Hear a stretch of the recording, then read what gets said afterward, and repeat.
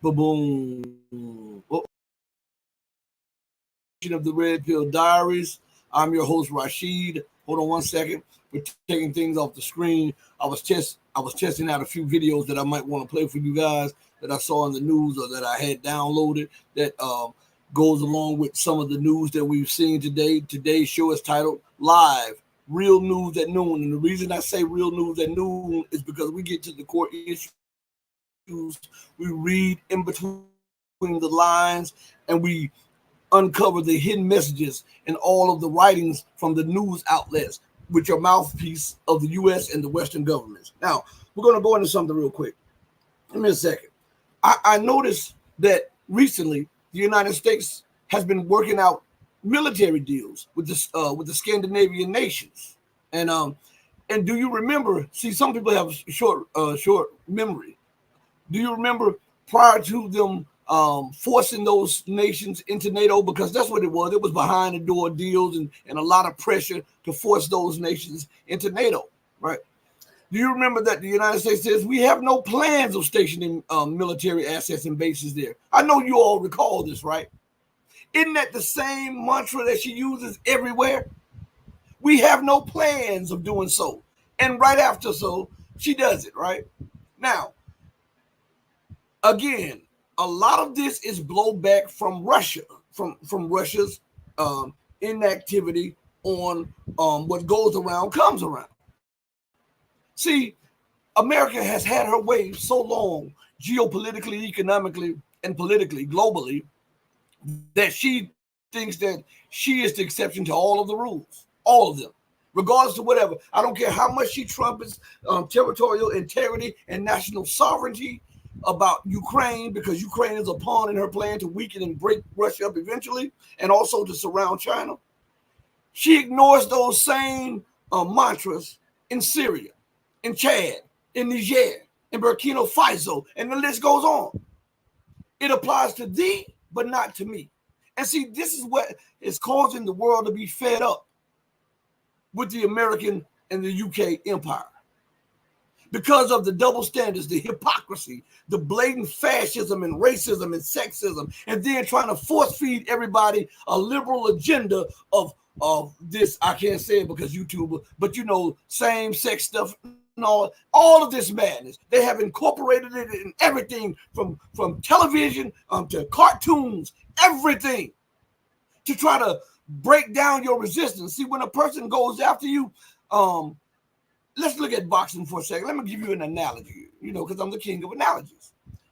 When you watch boxing, the reason they call boxing the sweet science is because the object of the matter is to hit and not get hit.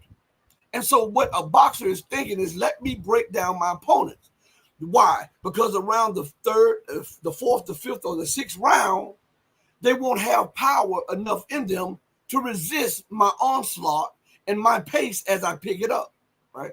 This is what the American elite, the Western elite are doing. They're trying to break down your resistance to common sense, to their madness. They're trying to break down your common sense to reject what they're putting out. So what they do, they incrementally put it in news and on television. They have it in cartoons. They have it everywhere. That is so that when it hits the minds of the kids, if they can't break it down in you, when it gets to the children, they'll become accustomed to it, and it will be less resistance to the madness of their policies that they inject into the minds of the people. So, saying that, I go back to something. The United States said they had no plans whatsoever to place bases in those Scandinavian nations. Then we noticed that all of a sudden, she signs a deal with one of the Scandinavian nations to not only have military bases there, but to also have access to the Scandinavian military bases there. And now she signs yet another military deal with another Scandinavian nation to post bases there. Now, everybody, you don't have to be that sharp. If America continues to surround certain countries with military bases, to ring them with military bases, this is not in any way a part of a defensive strategy. This is an offensive strategy designed to ring that nation with military bases in order to blackmail that nation, or in order to position yourself for a first strike on that nation, as they've done with Iran, and as they're trying to do with China, and as they're trying to do with Russia. Common sense tells us that. You don't have to be a scientist. You don't have to be a doctor, a lawyer, or a politician. Common sense gives us that. Right? So now listen. Do you remember when Russia sent the nuclear cruiser to Cuba, and the United States and Canada sent warships, right? And they said they were not afraid of that, and yet they sent it to occupy Guantanamo Bay, because everybody, I want you to understand something. We talk about Guantanamo Bay as if it is U.S. territory, while America is screaming about the territorial integrity of Ukraine and ignores it elsewhere. We have to bring to mind that Guantanamo Bay is Cuba. It is occupied Cuba. America refuses to return Guantanamo Bay to Cuba. It is on the island of Cuba, not on the state tip of Florida, but it is a part of Cuba, the nation. Okay? So she sent weaponry there, and nobody ever addresses that. Nobody ever brings up that Guantanamo Bay is a part of Cuba. Nobody tells you that Guantanamo Bay is occupied territory, that America refuses to give back to a state or a nation that is smaller than the state of Florida. How much more territory do you need? You're asking Russia that. How much more territory do you need? And why hasn't anybody described it as it is? It is occupied Cuba. Huh? Man, listen. They sent their warships there to follow the Russian warships. Russia sent this as a message. I still think Russia was a little weak. Let me tell you why. You don't play war. Let me say that again. You don't play war. You don't play fighting with professionals.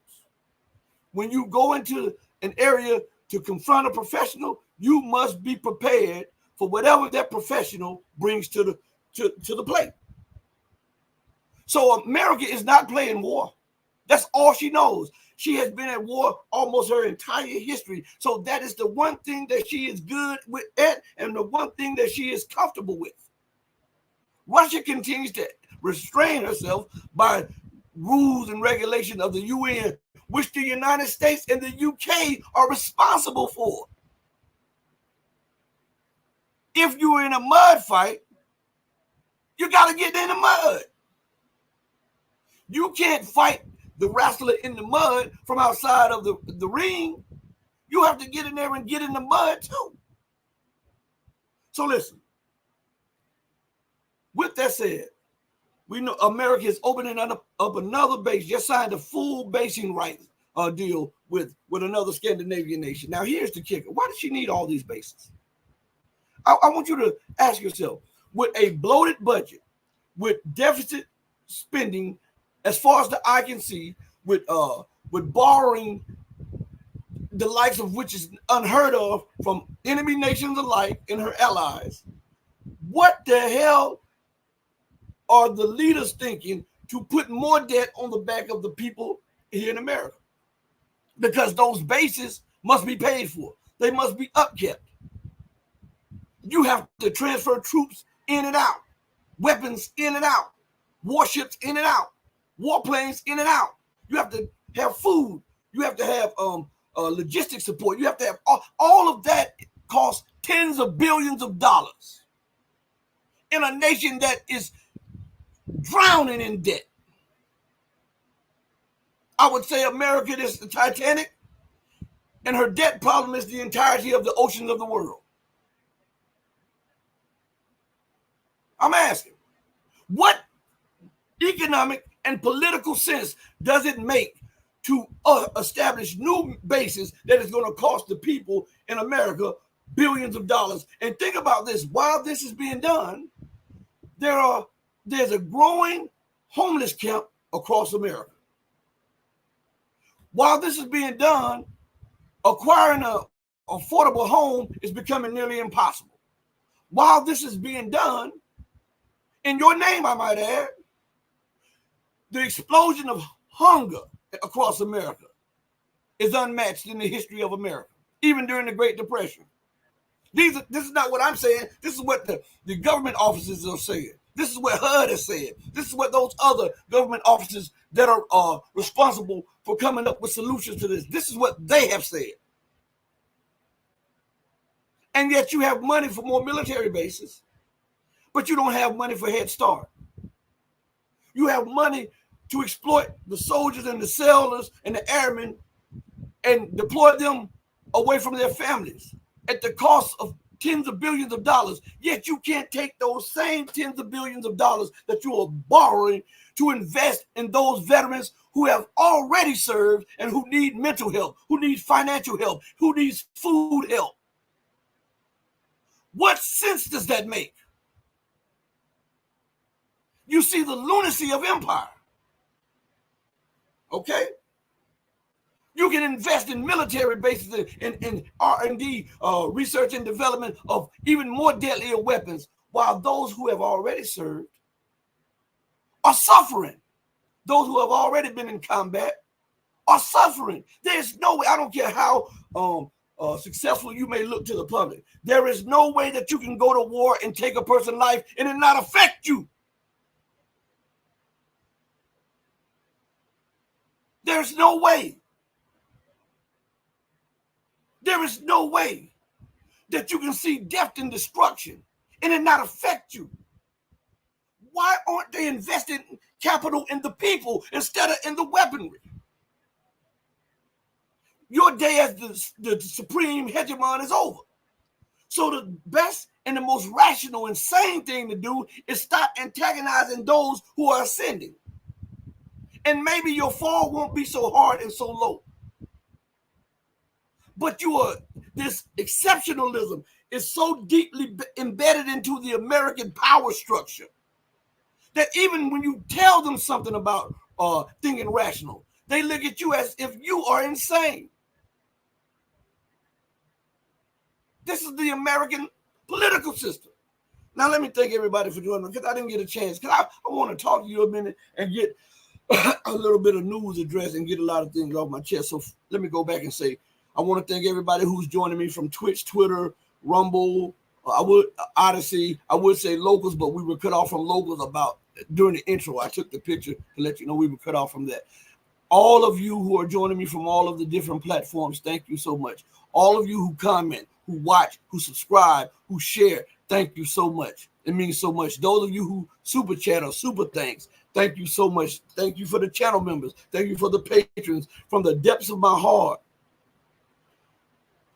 to my mouth, I want to say thank you, okay?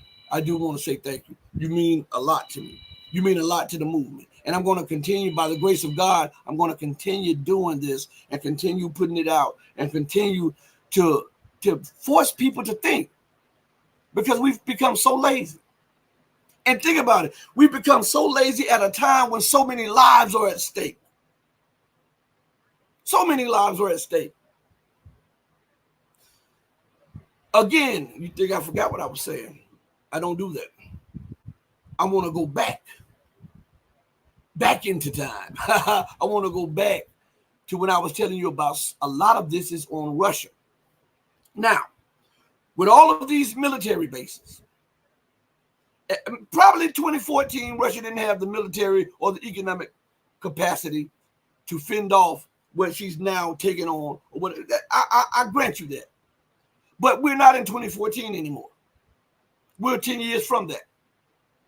And Russia has proven itself to not only be a powerful land army, but it has proven itself to be a very experienced and powerful naval force and air force. As we watch it dismantle a NATO armed and trained and aided military for the fourth time. as it de-arms, denazifies, and demilitarizes not only Ukraine, but the NATO nations who are supplying the weaponry to Ukraine. So we can say for surety that Russia has the capability to not only defend itself, but it can go on the offense and create a lot of hell without the use of nuclear weapons. So now we have that in our head. Why would you allow them to continue putting bases around you? See, I'm a little different.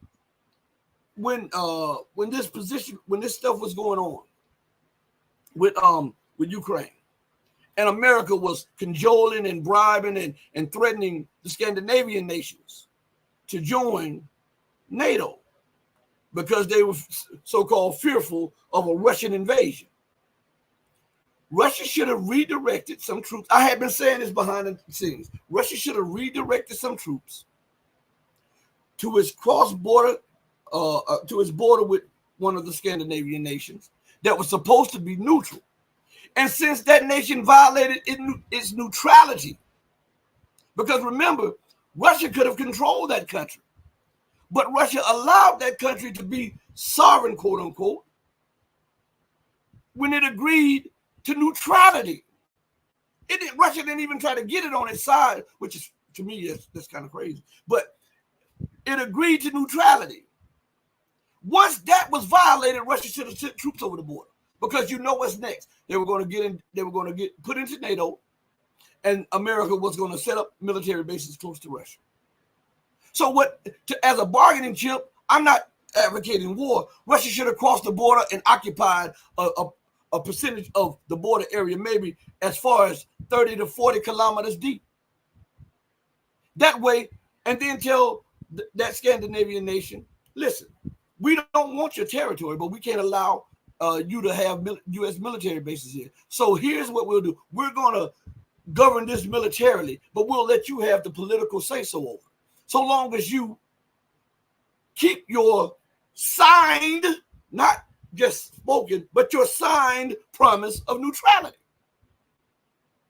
So America keeps opening up these fronts against Russia, and Russia is just like our partners and our friends. Listen, I don't know how many times I have to tell you this. America is not going to stop. I don't care how bankrupt she is. I don't care how in dire straits her military is. I don't care how many friends she alienates or how many enemies she gains. She has it in her head to execute these plans at all costs. She understands that there'll be roadblocks. There'll be setbacks. There'll be hiccups along the road. But Russia is not understanding that America is not a partner. America wants to dismember her because she sees Russia as the greatest nuclear obstacle to her goals of cementing herself as the global hegemon for the foreseeable future. So Russia should have done that, crossed the border into that Scandinavian nation and occupied 30, 40, maybe 50 kilometers. And start negotiating, but not for the removal of Russian troops. Because when does America remove her troops after she enters the place? Huh? And this would be economically feasible to Russia because it has a land border with Russia. That would keep NATO out.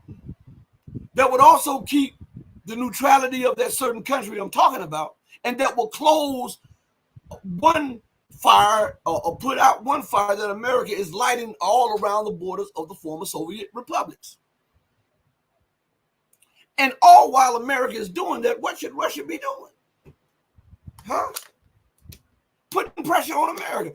I always butcher this saying by the Chinese.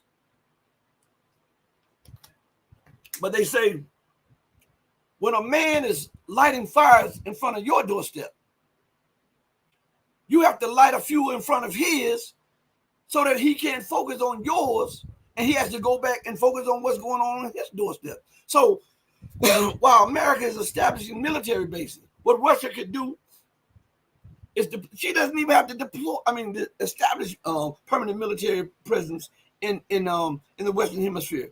She can do it on the cheap. She can not only on Venezuela, Cuba, Nicaragua, and a few other nations that are trying to break free fully from the grips of the American empire. What she can do is deploy a contingent of warships that are already equipped with the necessary arms that are needed in case of a conflict. And then she can deploy air defense systems to the bases where they dock, the coastal defense systems to the bases that they dock. And she can rotate her troops in and out, rotate her warships in and out, rotate her planes in and out, and all while doing this, arming those certain nations with warships and warplanes. And if America gets into her feelings, say, hey, what about all across the Middle East where your bases are? What about all in Europe where all your bases are? What about your bases in Central?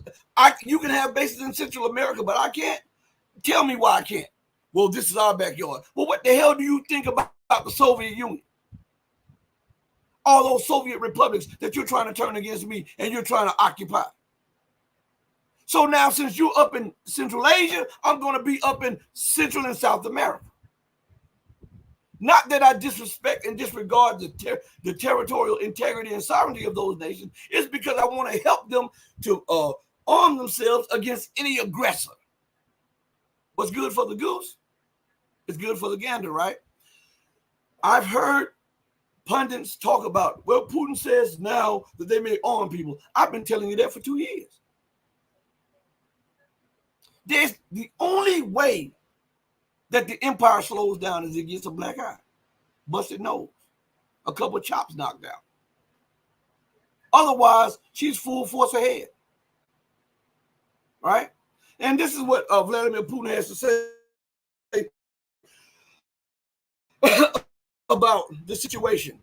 And I think even though it's never too late, there's no sense, and sometimes it's a little too late, right? But I want you to listen to what he has to say here. Okay. Let's see if it'll come up.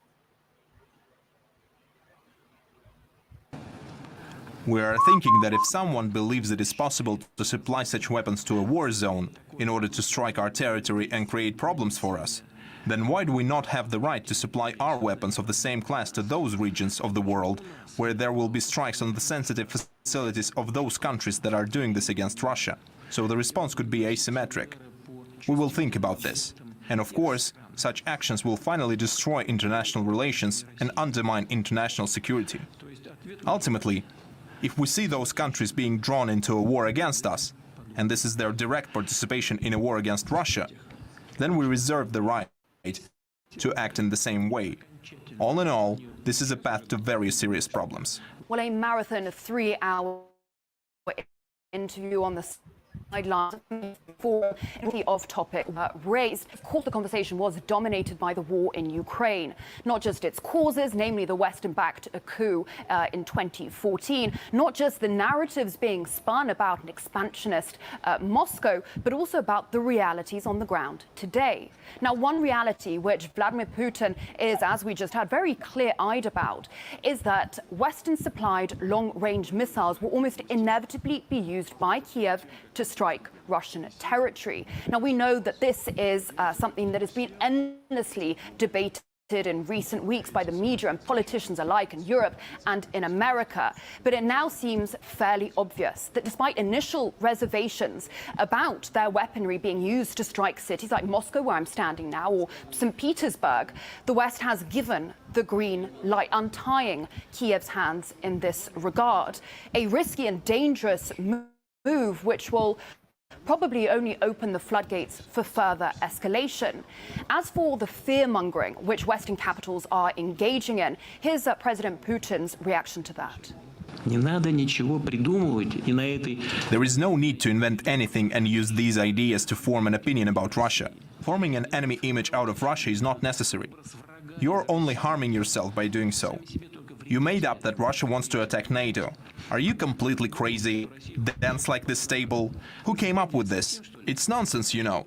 That's rubbish. It would be nonsense if there was no plan to fool their own population. Oh, help! Russia will attack us soon. We must urgently arm ourselves, urgently send weapons to Ukraine. But in fact, why is it being done? To maintain their own imperial position of greatness.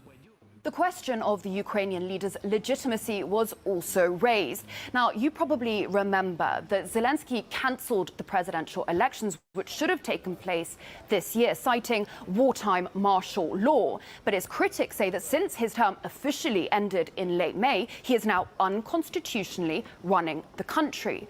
But what's interesting is that despite this, despite the death toll of Ukraine's armed forces rising daily, despite the situation for Kiev on the front worsening daily, and despite Zelensky's popularity plummeting in recent times from 90% to around 65%, the White House continues to back Zelensky to the hilt. Why? Here's Vladimir Putin's take on that. If we're talking about irretrievable losses in particular, then the ratio is the same, 1 to about 5. That's the basis on which we're operating.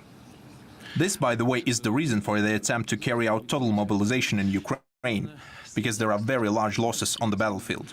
We know from the Ukrainian side, and this is an open secret, that the US administration is insisting that the threshold be gradually lowered from 25 to 23, then to 20 years, and then to 18, or immediately to 18.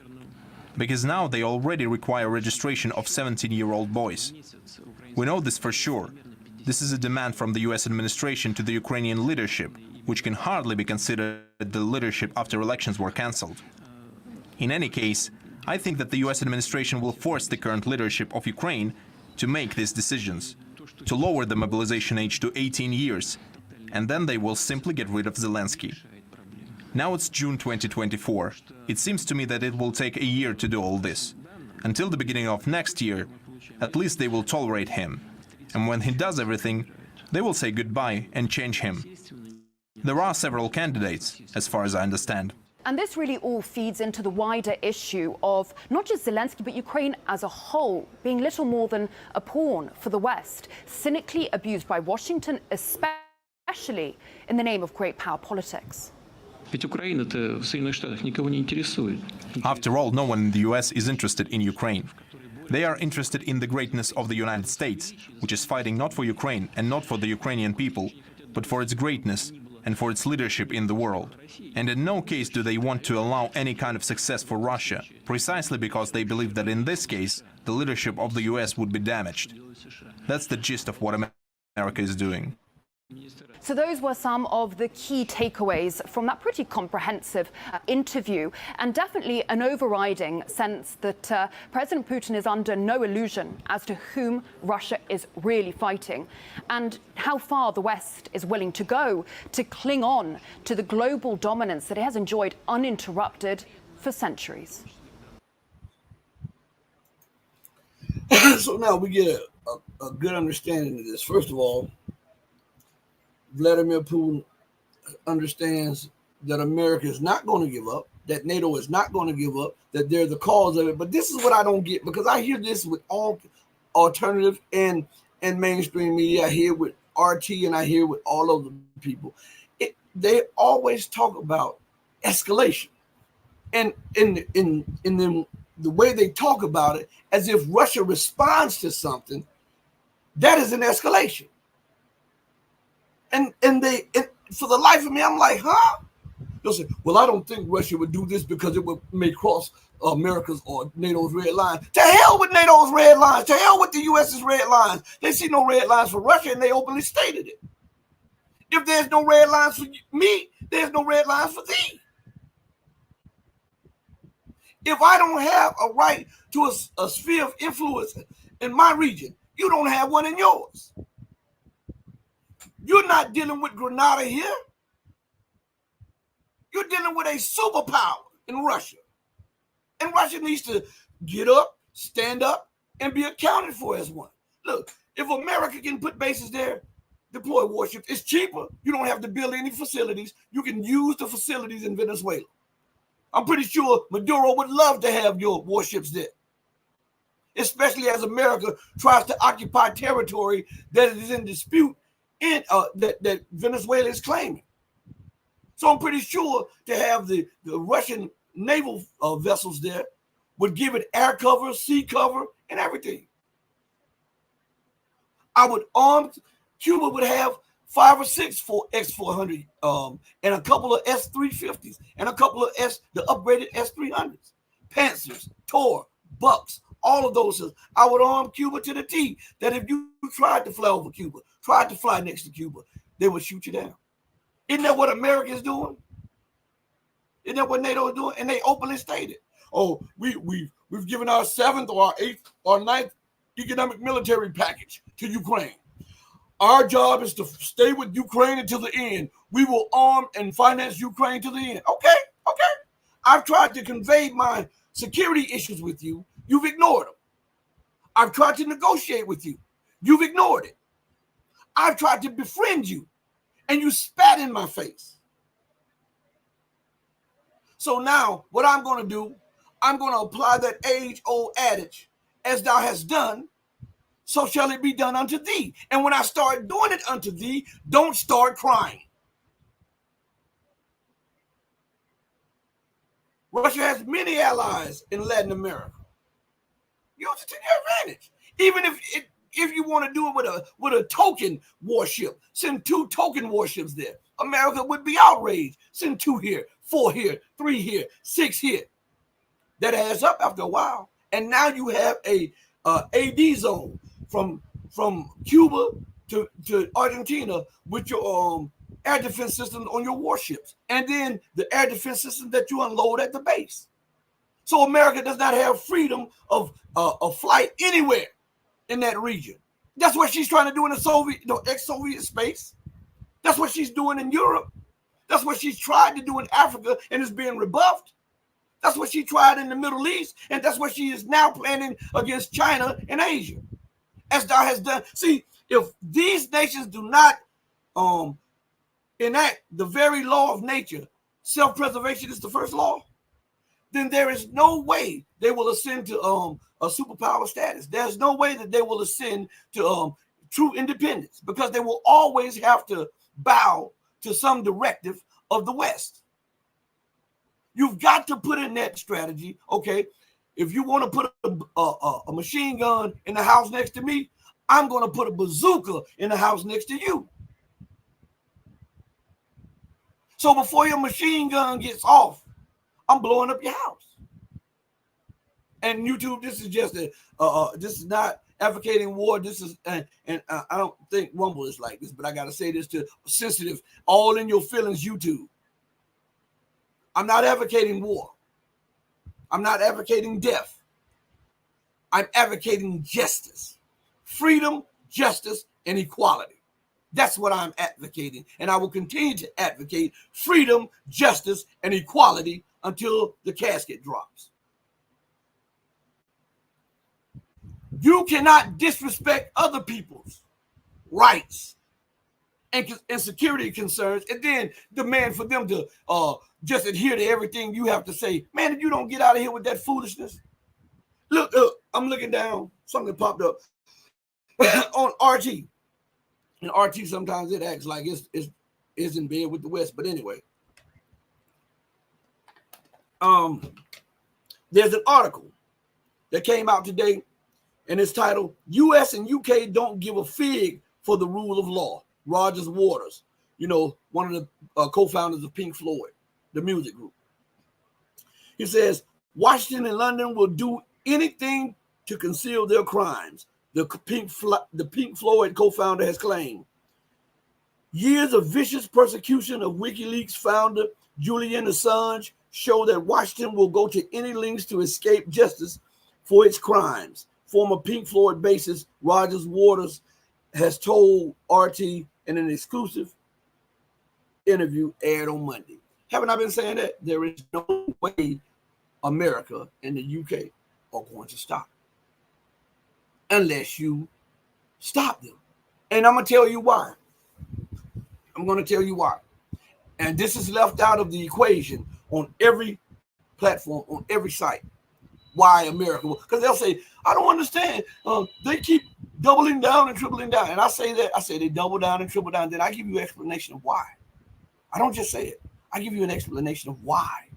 And so this is the explanation of why they continue to double down and triple down on failed policy. They're throwing stuff up against the wall just to see if it can stick. You know why? because time is up for it. See, when you have ruled so universally between the UK and the US for over 200 years, when you've ruled universally like that over the decades, it becomes ingrained in the mind of the politicians, the think tanks, and the government institutions that you are above the laws that everybody else have to subjugate themselves to. And when reality comes and that you're no longer that economic powerhouse, you no longer can dominate politically, and now you have rivals militarily, desperation sets in. Because now you have a challenge to your rule. Isn't that what they say all the time? China is trying to challenge us in the Pacific. Isn't that what they say? As if they live in the Pacific. Russia, a belligerent power, is trying to take over Europe. As if America resides in Europe. China and Russia are trying to displace us in Africa. Who the hell invited you to Africa? They're being mischievous. China and Russia and Iran are being mischievous in Latin America. How would you know? Did you ask the host nation? How is it that you can go to other nations thousands of miles away and that's benign and benevolent, but everybody else is mischievous? Huh? They are desperate because the power structure is collapsing. They can no longer print up debt infinitum. And that was the life's blood to the British and U.S. empires. As long as I can deficit spend and project debt into the future, as long as my currency was pardon par excellence and was not challenged as the global number one and number two currencies, then I could, regardless of how much debt I could take, I could sometimes export the inflation. I could sometimes collapse governments by using interest rates. That's what they use, that interest rates to collapse governments, because they will destroy economies, destroy crops, destroy businesses by the fluctuation of that interest rate. They can do that. That's how they overthrew Mubarak. That's how they caused all these so-called Arab Spring, by the manipulation of the interest rates. How can a nation truly be sovereign if they're at the behest of American interest rates or American economic policies, British economic policies? Again, you saw when I had my guest on, Alex Craner, you saw when I had Dimitri Lascaris on, and they talked about the intricacies of how the American government is tied in with the British government. Same thing I've been telling you guys since I've been on there. And that's why I constantly tell you that even though America is the military juggernaut, don't think that the royals of Britain have let loose their colony completely. And you say, well, how is that possible? I go back to what they say, there's no love without finance, right? No romance without finance, right? And I ask you all, is the London Stock Exchange tied to the New York Stock Exchange, or is it vice versa? It's vice versa. Is the London Gold Exchange tied to the New York Gold Exchange, or is it vice versa? It's vice versa. So he who controls the gold, the prices, and he who controls the stock market, right, controls the policies. It's not something that is so out there that you can't comprehend. This is why in every military escapade, the two are together. The daughters of Babylon. In every war, they're together. In every unjust movement they make, they're together. Giving cover to each other. Because they're one and the same. The U.S. empire is essentially the British empire. And vice versa.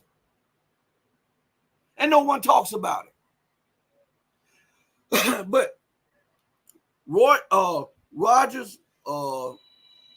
Waters, he made it clear that the U.S. and the U.K. don't give a fig about the rule of law. Haven't I been telling you that? Have not I been saying to you that Russia has got to understand that when you're playing with people that love to break the law, ignore the law, and then use the law at their will. You have to do the same in order not only to survive, but to excel. Not only to survive, but to excel. And the only way to do that, you got to get in the mud with the mud wrestlers. If you want the championship from the guy in the mud, you got to get in there and take it. You can't be constrained by rules. Well, I'm not used to fighting in mud. Well, I'm not used to them throwing mud in my eyes. Well, I'm not used to get down in there and get it. Or else you're going to be whining all the time. I know for those of you who are listening, you understand what I'm saying. This is not an advocacy for violence. This is the only way to hold the empire back. Because she's coming, baby. She's coming.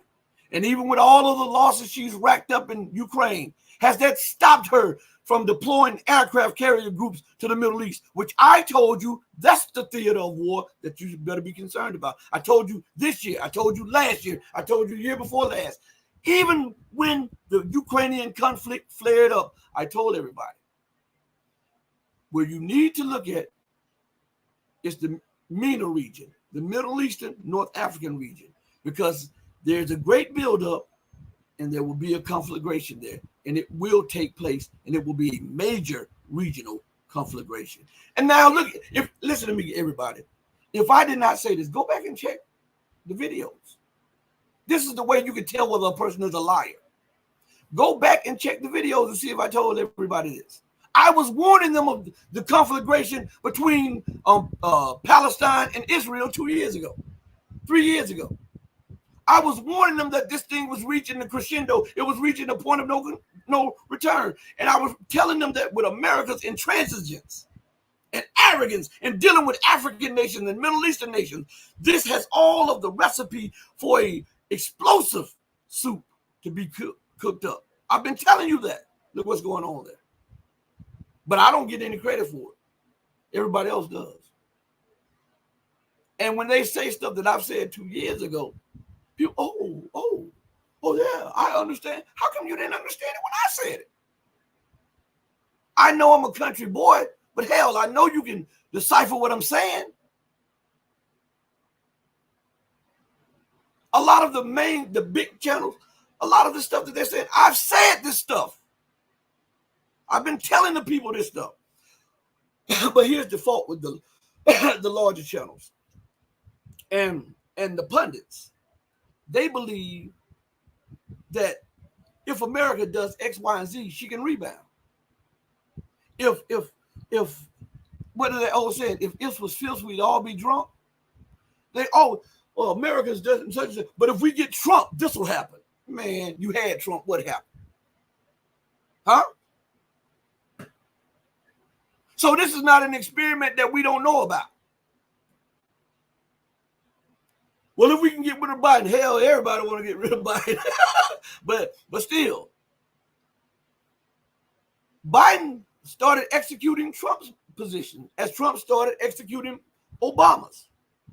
As a matter of fact, the budget that Trump left the government with, Biden added more to it. Now, both of these people are illusions in this matrix called Western politics to make you feel as though you have a choice here and a choice there. I'd advise you all to go to my interview with co-creator of Scholars for 911 Truth.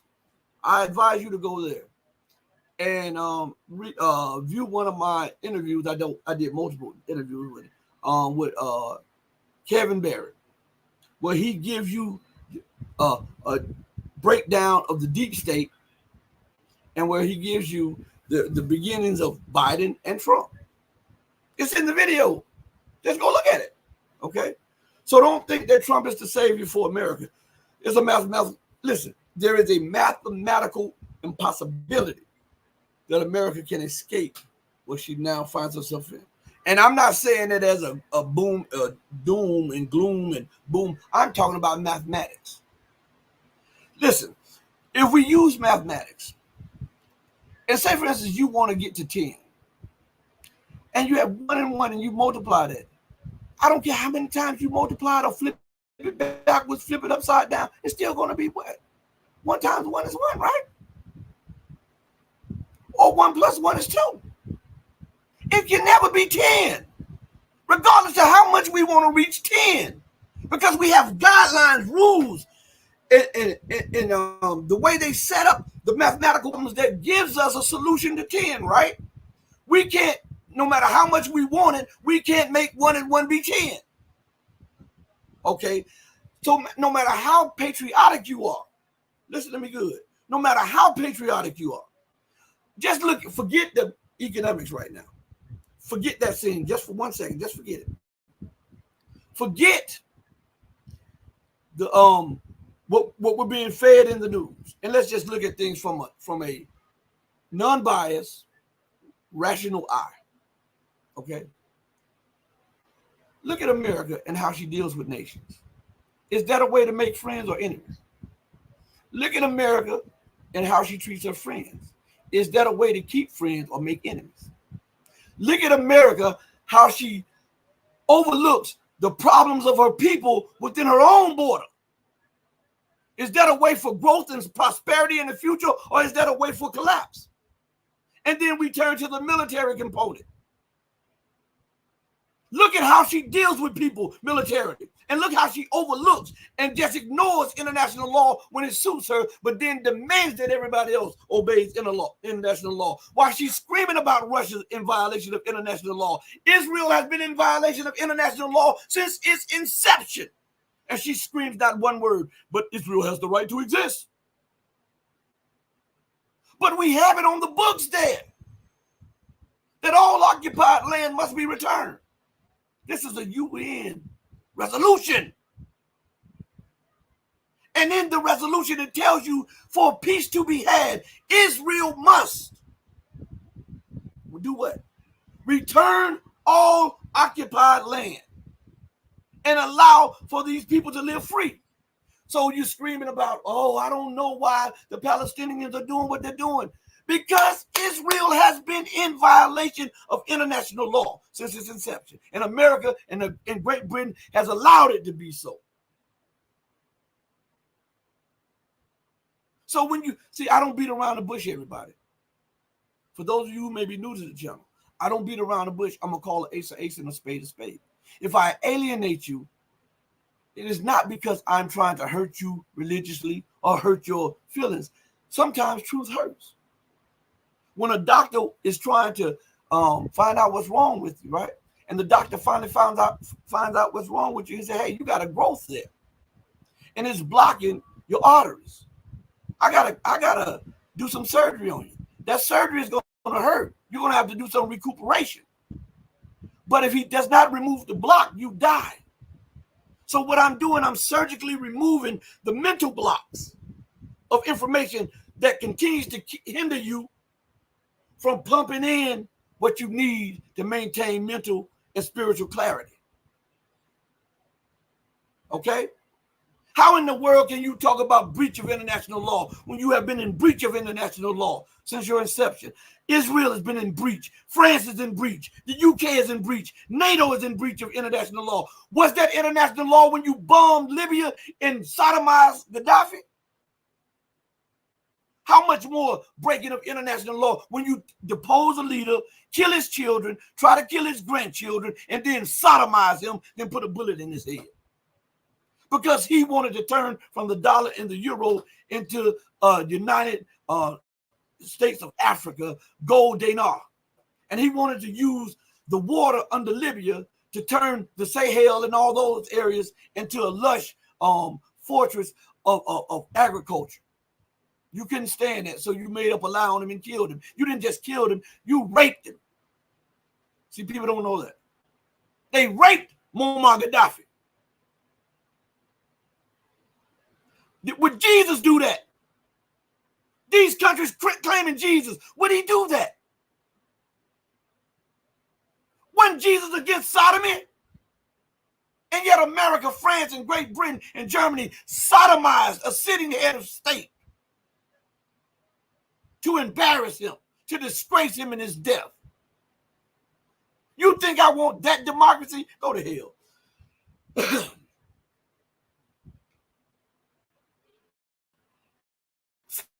Seriously. We don't look with clarity when it's concerning America, or when it's concerning the UK, or when it's concerning a European nation. We have to look at things with clarity and with justice. What would happen in the UK if Gaddafi would have sodomized what's his name? Cameron. I think he was the prime minister at the time. Or, well, Obama might have liked it, but what would America do if they had sodomized Obama? Huh? What's up with this? But it gets little to no mention that they removed their head of state illegally, bombed it back to the Stone Age, and then sodomized the leader of that nation, killed his children, hunted down his grandchildren, and then killed him with a bullet to the head. That's the democracy that they're promoting. Didn't they do that? Didn't they do that in the prequel in Iraq? After using Saddam, and after he broke away from the dollar, they justified going in there. They captured him. They demonized him, captured him, then hung him. They put a gag order on the media where he would not be able to tell you his connections with all of the U.S. and Western officials, and how Donald Rumsfeld came over there and presented a sword to Saddam Hussein. How Saddam Hussein was in America before and received the key to a city. They refused to tell you that. They refused to tell you that they armed Saddam to the teeth to wage war against Iran. But Saddam is the tyrant, and that's what we get in history. We don't think about the puppeteers behind it. America is just in everything she does. I don't know what's going on with the screen. The UK is just in everything it does. Western nations are just in everything they do. Everybody else is savages. Everybody else is third and fourth world. Everybody else is corrupt. I want you to, do you know throwing rocks in glass houses? This is what the West does. I want you to think about this for a minute. We talk about the corruption of Ukraine, right? They talk about some of the corruption of the African leaders. Talk about some of the corruption around the world. And now let's look to America. They have legitimized corruption by setting up something that's called lobbying, where people pay the congressman they have companies that write bills, whole bills, give it to the congressman push it in there because they are the donors, and then they vote on it and it becomes law. The congressmen say that they wrote the bill, they didn't write an inch of it. It was written by these corporations and these billionaires. That's not corruption. What about the will of the people? Huh?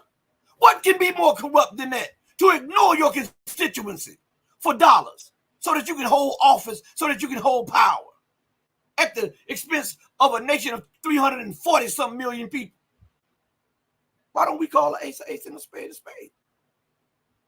Huh? See, that's what I do. And I'm going to continue to do that. People get mad. That's why they suppress my numbers. That's why they do what? That's why they do this. I don't care.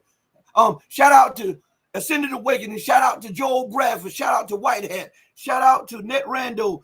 Shout out to James Alec. Shout out to Perseverance Chameleon. Shout out to Dwight Anderson. Shout out.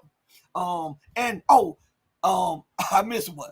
Shout out to Dumb Elf Canuck. I think that's what it is. Shout out to you all. Thank you all for joining me on YouTube. And I can't pull up the dashboard for Rumble right now, so please forgive me for that if I can't see you over there.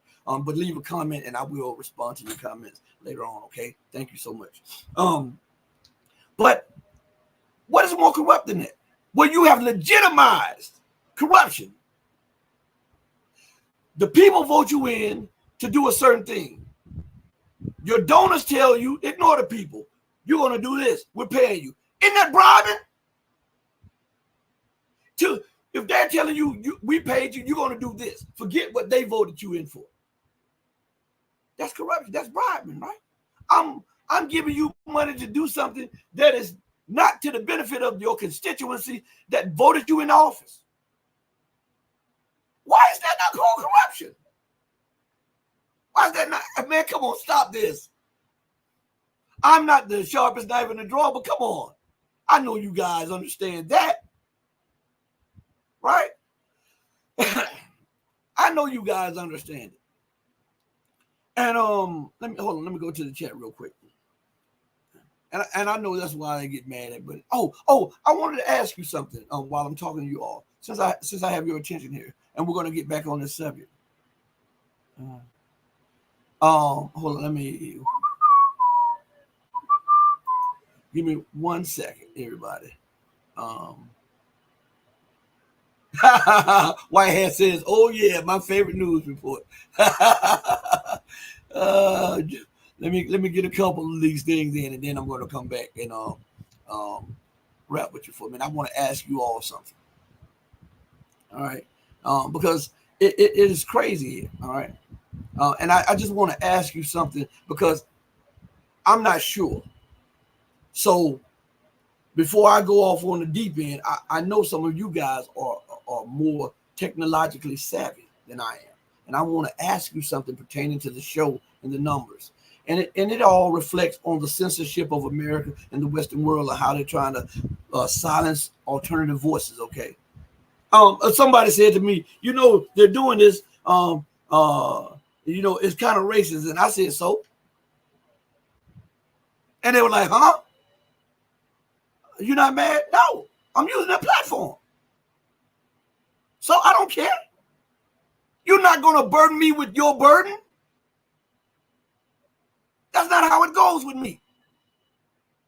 If you feel some type of way, then that's on you. But you're not going to press it down on me. Hell, I got problems of my own. That's for real. So let's go a little further. If they don't like me because I'm black, so be it. It hadn't stopped me from eating. It hadn't stopped me from martial arts. It hadn't stopped me from my family. It hadn't stopped me from giving glory to God. It hadn't stopped me from doing what I'm doing. So the hell with what they have. You give too much power to people. You give too much power to people. Well, such and such just called you the N-word. That made him feel good. Last time I checked, you still can say what you wanted to say in America. Well, you can't say it, really, because there's censorship, right? And if they chose to say that, then that's on them. That's on them. So let's go a little further.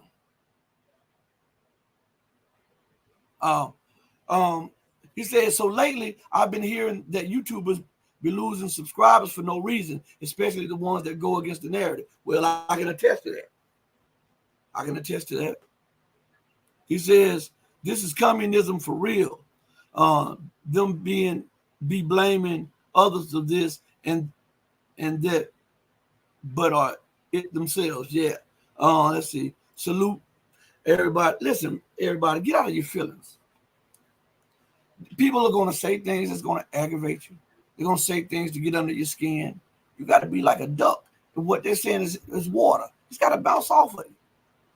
You know what I'm saying? Can't let these people control whether you're happy or sad or how they feel about you. All you should be worried about is pleasing God. The hell with everybody else. Everything else will fall in line. So that's it. Let's go here. Oh, Pedro is in the building. I miss Pedro. Let's see. And James says, the U.S. reminds me of the cop that runs into a person, then accuses the person of attacking him. Boom. Mic drop moment. But it's not just the U.S. It's the Western world, specifically the U.S. and the U.K. They're always, look at them screaming about Ukraine and Russia. If you didn't understand, you would think Russia was the aggressor. You would think Russia is trying to conquer the Soviet Union. But when you look at the reality, America is trying, and they have open forums on this, that they're trying to surround Russia and China and Iran and balkanize them. But common sense doesn't prevail in a country that is going absolutely crazy. Let's see. James said Roger knows the score. Yeah. Chameleon says salute everyone. The White says blessings, my brother. Blessings to you too. Now look what he said. Look what Dumb Elf Canuck says. Hillary Clinton, we came, we saw, he died. Absolutely. That's a point that I have made several times on the show, and she laughed about it. She has never met a death that she didn't like. Remember Ron Brown? Do y'all remember that? You remember he was getting ready to testify? He was an old friend of the Clintons, right? It was an old friend of the Clintons. And he went on this flight where the plane crashed right before he was supposed to testify and give the 411 and all the information on the Clintons. And this is what was said. There's a documentary out. It's over a decade or so old. And so I'm not, YouTube, don't censor me. This is the documentary I'm telling them about. There's a documentary out. It's a good documentary. And it is packed with information. I mean, irrefutable information. And so in the documentary, you have the politicians going to Ron Brown's funeral. And you would think his best friend would be in tears, who was Bill Clinton. They were best friends. Bill Clinton was walking with somebody as they were walking to the to hall to honor Ron Brown. And he is up there laughing up a storm. And then when he noticed the camera was on him, he put his hand over his face and started pretending like he was crying. Now, here's the kicker about that. In the documentary, they have some evidence saying that at the crash site, Ron Brown actually survived. And there were people there before the TSA, and they put a bullet into the back of Ron Brown's head. And the family were about to talk about this, and all of a sudden pressure came, and nothing happened out of the ordinary. Nothing happened. But they were saying that the crash, at first they were saying that there was something suspicious because they were saying that it was a foggy day, but then the people said in the area that it had been clear that whole day. There was no signs of fog or impaired views. You got to look at that video. So Hillary has nothing to say. They have bodies from Arkansas all the way around the globe. Mass murderers. All right. So look, let's go further. The U.S. Congress has been neutered. You better believe it, James. You better believe it. And Deborah, shout out to Deborah Water. She says, always truth here. Happy July 4th. Happy July 4th to you too, Miss Deborah. Jan says he has to run. Thank you, Rashid. Take care. Hey, be safe out there. Be safe. See you on the next show too. Check this out though. I want to bring something up to you. Let me get to my phone real quick because I'm not a tech, and so I just want to know if a website uses your YouTube video, right? Not posted in their body, but they put the link to the YouTube video, and people click on it, and it takes them to your YouTube video. Isn't that a view for you? Somebody put that down in the chat. I'm trying to figure it out. Isn't that a view? If they click on the link and it takes you to your YouTube channel, and your video comes up on your YouTube channel, and the people are watching that video on that YouTube channel, isn't that a view for you? Somebody enlighten me before we go further into the news. Just somebody, because I'm not familiar with this. I just want to know. Okay? I just need one person to tell me yeah or nay, because I'm not familiar with this. Because the YouTube address the video address is on YouTube. And they click it, and it takes them to YouTube, to that video. Isn't that a view for you? Or is it not? Please, someone put it in the comment section real quick so we can go on. Quickly, please. And I know I got some very smart people in there, so Please put it in there real quick, because it's something I want to ask you guys. And I don't want to break just when I go back into the news. I don't want to stop again for this. I just want to address this right here. Can somebody put it in there, because I can't see it on my hold on one second. Let me see. What just happened? Oh, come on. You got to be kidding me. Hold on one second. Everybody, hold on one second.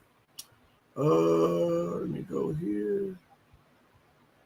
Uh-oh. So, I haven't gotten a response yet. All I need is yay or nay.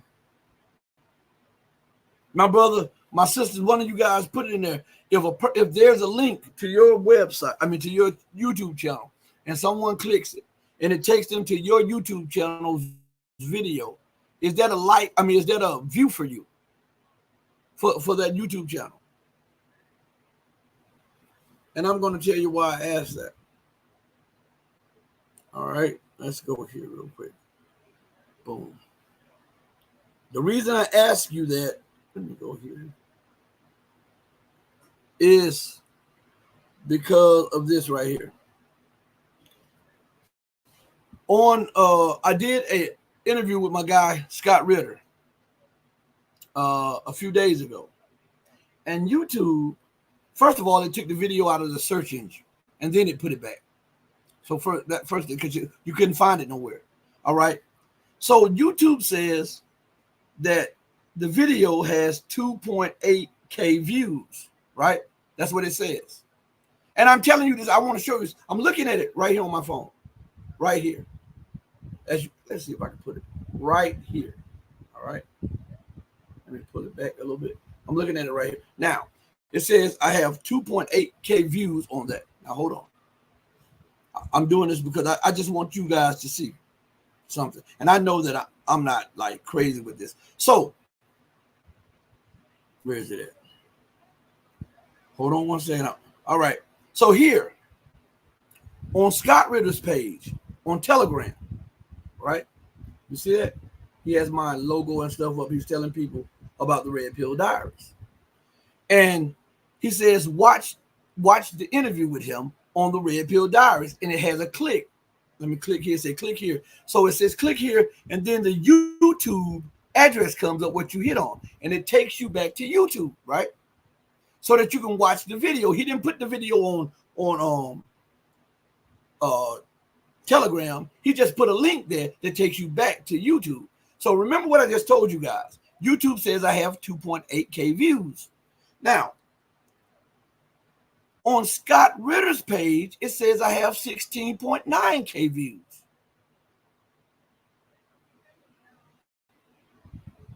Oh, let me see if I can put it there.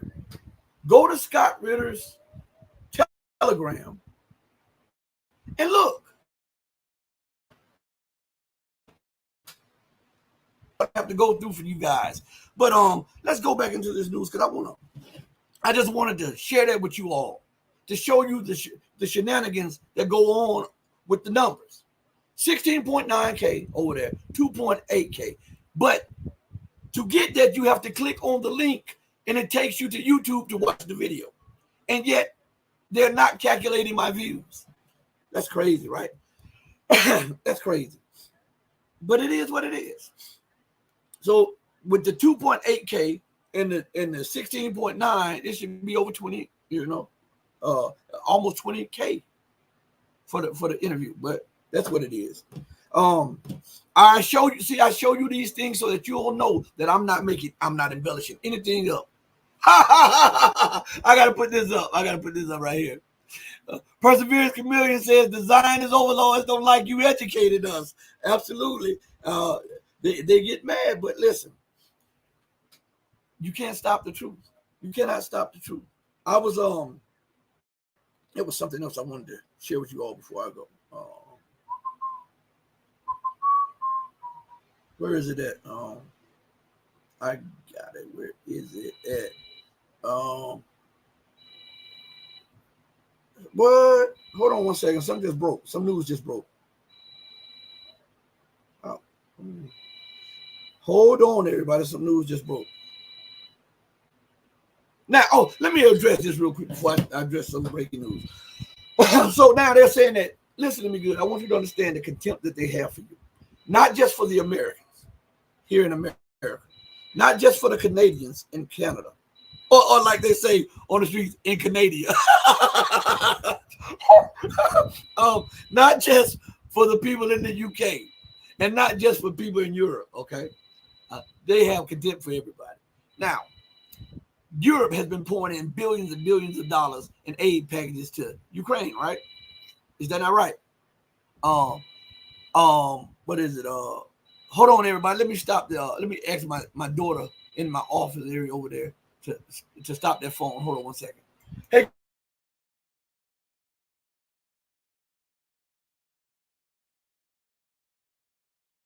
All right. I got my door open, so it's gonna be a lot. My son is doing some renovation while I'm doing the show, whatever. And so it's gonna be a little noise in the background. I thought it was gonna be more than what it is, but it's not. But look, the UK, the US, and the EU have been providing financial packages to Ukraine. Now, why homelessness, hunger, and poverty have exploded across the US, the UK, and the EU, right? And each time they pass this bill, they say that it is mandatory that we pass this budget so that the Ukrainians can defend themselves and so that the Ukraine can do X, Y, and Z, right? And here we have an article that says, and it comes out today, Ukraine could declare default, from The Economist. It says Kyiv so far has failed to restructure its debt, the outlet has said. Kyiv could default on its enormous debts as early as next month if it fails to negotiate a restructuring deal with its creditors, The Economist reported on Sunday. So now America gives openly over $200 billion, probably twice as much. I remember one of the Pentagon, I forget his name. God, it's on the tip of my tongue. I talked to him before. Anyway, I don't know who Circus.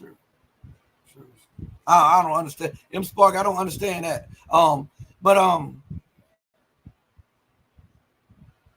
they have 200 billion, and they say whatever it is, you multiply by 3. So let's just say 600 billion.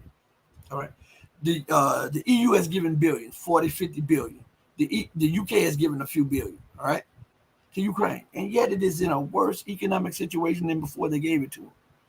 Now, according to the HUD office, $20 billion could have eradicated homelessness in America, and 20 to 40 more billion could have eradicated, it could have wiped out poverty across America. So that's a fraction. If America was about America first, and whether it was Trump, remember, America's first, or whether it's Biden, or the Build Back Better, or whether it's Obama, I forget his mantra. Why do they put more importance and more emphasis on war, in the expanding of war, than they do on the people's livelihood, whom they are voted into office or put into office to secure? How can you justify Ukraine is at the cuffs of another bankruptcy after injecting, let's just put a minimum between, we're not even going to say 600 billion. We're going to say 200 billion by the United States. We're going to say 50 billion by the EU, and we're going to say 10 billion by the UK. So we're up to like what, 260 billion. How can you justify giving Ukraine more aid, more money, when you haven't seen a drop from the almost $300 billion that you've given, right? And at home, people are having to choose between buying their drugs for their health, not the drugs that you smoke on the street, the drugs that are needed to maintain their lives, all right? Or to pay the water bill, or to buy food, or to go to the hospital, or to pay insurance, or to pay the mortgage, or to pay the rent. They have to decide, they have to throw these things up and pay on one and hope they don't get this taken on this one. And yet you can always seem to find money for war. Always. So war is your priority and not people. With all of this patriotic crap that you continue to spit, there are tens of thousands of veterans that are languishing out in the streets. How embarrassing is that for the so-called American hegemon? That people who have been willing to give their blood, their sweat, and even their lives to maintain your empire. When they return home, you turn a blind eye, a deaf ear, and a dumb tongue to those people who are hurting, suffering, and needing help from the very people who they were willing to defend. How the hell is it that Lockheed Martin continues to get money? Boeing continues to get money. And all of these other corporations, Johnson & Johnson, and all of these other war corporations continue to get billions while people who fought over there can barely pay their light bill. How is that just? And if it is not just, then God is justified in putting America through what she's going through. God is justified in putting the UK and the EU through what they're going through. When you ignore the will of people, the people, when you ignore the cries of your masses, and then you only put on this religious face to try to tamper down the hatred and the animosity growing in the people, God is then justified in removing your rule. That's why we see the fall of America. They continue to ignore the people. They continue to overlook the sins that they've committed. An apology won't make it right. Try murdering somebody and going to court and telling the judge, well, judge, you know what? Yeah, I murdered him, but that was 60 years ago. I apologize. I know I murdered him, but look, I built a life here. Let me go. See how that goes with you. There must be a price paid for intransigence, arrogance, brutality. There has to be, or else there's no justice. So when we look at the matter from this viewpoint, and then we see the economic turmoil that is spreading across the Western world, that is justice. Didn't you cause that? Didn't you spread that across the rest of the world for centuries? Huh? Huh? The people in Europe are screaming about they can no longer afford to pay bills, just like in America. And guess what Schultz does? Guess what Vanderlei does? Guess what Sunak does? Guess what Biden does? Ignore the will of the people. And then they're always coming up with some kind of money out of thin air for the war machines. For the war machines. And people are suffering. This is real here. People are suffering at home. Everywhere you go, as far as the eye can see, homelessness, people out there panhandling because they need something. You got people who need mental health because they have come back from war, and some of them are out in the streets, and they have taken on something to ease the pain. So when you look at them, don't look at them as drug addicts. Look at them with human compassion and say, these people were willing to give their lives for you. Help them. Give them a new start, a new chance. They were willing to do it for you. But you look at these people with contempt, and may God take you to hell for what you've done. These people need help. They're human beings. And no life is born without a purpose. No life. Let me see what Perseverance says. There will be a reckoning. It's happening as we speak. Rapid de-dollarization taking place in Africa, pushing out the West. Soon the U.S. and allies will all be alone. Absolute, you know what? Boom. That's a mic drop moment. That's a mic drop moment. That's absolutely the case. You cannot kick up hell, start hell, raise hell, and maintain hell for decades and then start crying about somebody putting hell on you. That's not how it is. When I speak about this crisis, and here it is, no matter what they do, they are never responsible for it. It's terrorists. It's Islamic extremists. It's the Muslims, like they say. They never go back to say, well, who started Al Qaeda? Who armed and trained Al Qaeda and the Taliban and Osama bin Laden? Jimmy Carter. He financed that. And his national security advisor is a big Brzezinski. So now the blowback of those policies, Al Qaeda, you acting like they came out of nowhere. Boko Haram, who financed them? The United States, the CIA, the MI6, and the Mossad, and the French intelligence. And now they're getting out of hand, and you screaming about Islamic terrorism. No, that ain't Islamic terrorism. That's you. And the British, this is what kills me about the Brits. Those extremists, the Wahhabis, that's a violent form of Islam. You created it. You were the ones who helped the Sauds get into power. You were the ones who radicalized that. And you said in your papers that this would be good for the British Empire. In your writings. And now you're screaming about Wahhabism when you made it. You perverted Islam and you made it to all of these sects. And now you mad because now it's blowing back.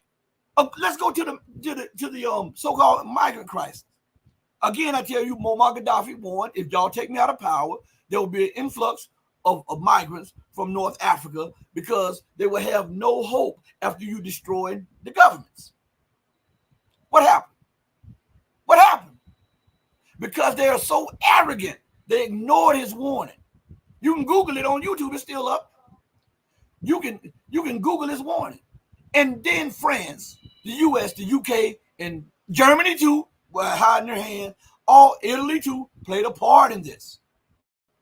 They overthrew Muammar Gaddafi so that they can get those resources back under control. America never forgave Gaddafi for removing the biggest military base that the United States had in Africa, and that was in Libya. When Muammar Gaddafi took power, he made the U.S. take that base out of there. They never forgave him for that. And now you have an influx of migrants from North Africa. And everybody is screaming about they want to assimilate. Should they assimilate? Why should they? You destroyed their governments. You destroyed all of the institutions that made governing them viable. So we can't hide our hands and start screaming about migrants. And listen, I want to say this too, because you know I call an ace and a spade a spade. I don't care if you black is an ace of spade or white as snow. I'm going to call it like it is. You understand? So look, some people say, well, we're dealing in certain areas, there are no-go zones and there's violence and stuff like that. Can that violence even compare to the violence that brought them to your country? With the bombardment on their lives daily, with bombs from the air, bombs from the sea, machine gun rattling every day, in courtesy of NATO. So what I'm saying is these policies, these irrational policies are starting to reap a whirlwind. And now they're screaming about it as if it happened out of nowhere. Oh, these people just want to come in and take over. They don't want to assimilate. You destroyed all of the institutions of their countries. And then you left them no viable option. You didn't listen. When they killed Gaddafi, they just did not kill Gaddafi.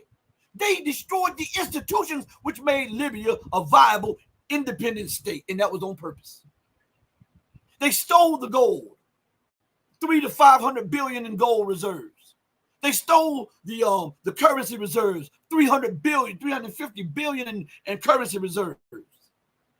Where's the money? In the UK, in the US, in France. They stole it. So you destroyed the government institutions. You destroy the food processing plants. You destroy the manufacturing capabilities, right? Then you set at variance these different factions. And then you take all the money out and then siphon off the resources. What the hell do you expect to come to you? Huh? I'm asking. Because people are acting like that this stuff is just happening out of the air. It's not happening out of the air. That's not how things work. What does it say? A cause and a what? An effect. So when you look at the migrant problem, the migrant crisis, that's the effect. One has to now weave its way back through that wire and find the cause. And that's what I'm saying. Nobody addresses these issues because they're too uncomfortable and they're too scared that it might hurt their money, or if they're too scared that it may alienate some of their subscribers and they may leave. I give two flips, because truth is non-negotiable. It's non-negotiable. If you will compromise on the truth, you'll compromise on anything. And you're not worthy of being a steward of somebody's life, to be able to compromise on the truth. You don't compromise on truth. That's not how things work. Let me go to the comments real quick. Max, I said Max, I'm sorry. M. Spark says, karma is inevitable. That's what I'm saying. What goes around, you can call it karma, you can call it judgment, you can call it as thou hast done, or the rule of law, you can call it what goes around comes around, whatever you call it. That is laid at the base of the creation of the universe. Science, I keep telling you, science tells you that. And America believes, and the West believes, that they are the exception to the rules of the laws of science. I can kill, I can maim, I can rob, I can bomb, I can war, I can occupy. There's nothing to come back on me because I got military power and economic dominance. And science tells us for any action, there is an equal or greater reaction. And what we're living in now is the equal or greater reaction. Nobody talks about the action that was taken that led us to this reaction. It's going to be hell. It's going to be something else with the collapse of the American empire. It's going to be hell and havoc everywhere. And don't think America's just going to sit down. That's not how it's going to happen. She didn't get all those nuclear weapons for nothing. You understand me? She did not get all of those nuclear weapons. You think she invested trillions of dollars just to have them sitting by? I'm asking you all. Did she just have them sitting by in Nagasaki and Hiroshima? Huh?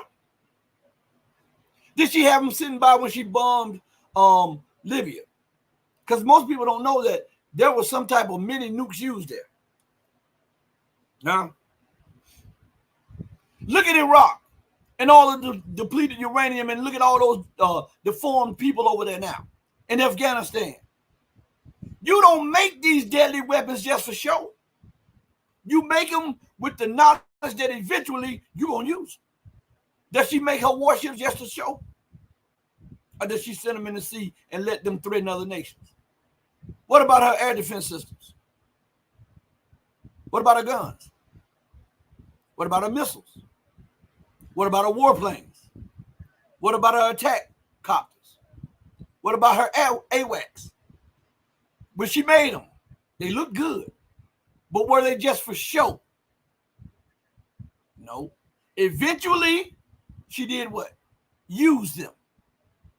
And this weapon called a nuclear weapon, she eventually used that too. As a matter of fact, as soon as she was able to master it, she used it. Not once, but twice. So when you're looking at the situation with America and the UK, the reason the world is becoming more violent is because the grip that they had on global politics, global finance, is being shaken and weakened. And desperation is setting in because they can't compete on. They used to be able to compete industrially, manufacturing, but they don't. I want to show you the lunacy of this so-called rules-based order. Okay, this is just one thing, just one thought. Let's go back to something I told you before about the gold exchange. That the U.S. gold exchange is tied to the London gold exchange, right? And that regulates the gold prices around the world. It used to be exclusive to the UK, but China has the Shanghai Gold Exchange, which now rivals the UK's gold exchange. All right, let's go back to this for a minute. I'm gonna show you the inherent racism, fascism, greed, corruption, and imperial exceptional thought in this right here. Okay, the U.S. Gold Exchange is tied to the London Gold Exchange.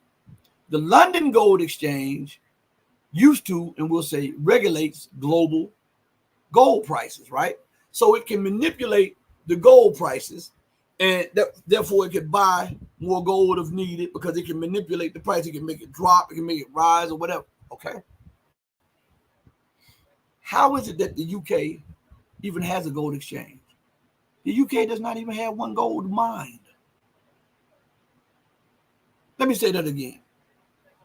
How is it that the UK even has a gold exchange when the UK does not even have one gold mine?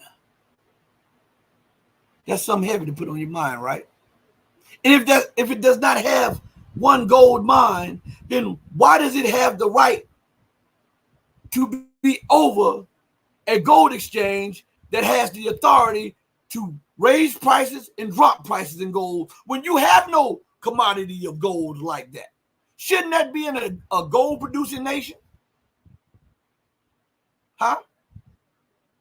And why isn't it? Because it's an instrument of power of the Western world. And that's one of the ways they are able to siphon off wealth from other nations. And that's how they're able to wage war, by manipulating gold prices. When they need them to go down, they go down. When they need them to come up, they come up. And that's why they're so mad. They're so pissed with China, because China has rival exchanges now. It's not just an exclusive prerogative of the West now. Everything that the West has, the Chinese have built an analog for. And that threatens American imperialism, aka U.S. imperialism, or UK imperialism. And that's why they see China now as a imminent, pressing threat. It is a threat to the dollar hegemony, which is the life's blood of the Western world, Western wealth, Western influence, and the Western empire. They see that as a threat to the military-industrial complex that has received mostly all payments in dollars or euros or pounds. And without the backing of gold, and if China were to announce a gold-backed yuan, boom goes the dynamite. And this would rearrange economic and political clout the world over like that. That's what they're fearing. That's what they feared with Gaddafi. That's what they feared with Saddam to a lesser extent. That's what they feared with Robert Mugabe. Any nation that is willing to put the people ahead of their ambitions of empire has become a threat to the ambitions of empire. And that is why you see the world in the state that is in. Thank you all for joining me on the most powerful platform for truth, bar none, anywhere on God's green earth. Please remember to join us tomorrow, but also to join us Wednesday. We'll have CIA analyst Larry Justin on at an early time at 11 a.m. Eastern, 10 a.m. Central time. Man, listen, I love each and every one of you who loves truth, but know that the love that I have for you will always pale in comparison to the love that the true and living God has for you. Until we next speak again, stay strong, stay true, but above all things, stay righteous. Hey, mama, your baby boy loves you more than life. In Asia, happy birthday. Peace. I'm out of here.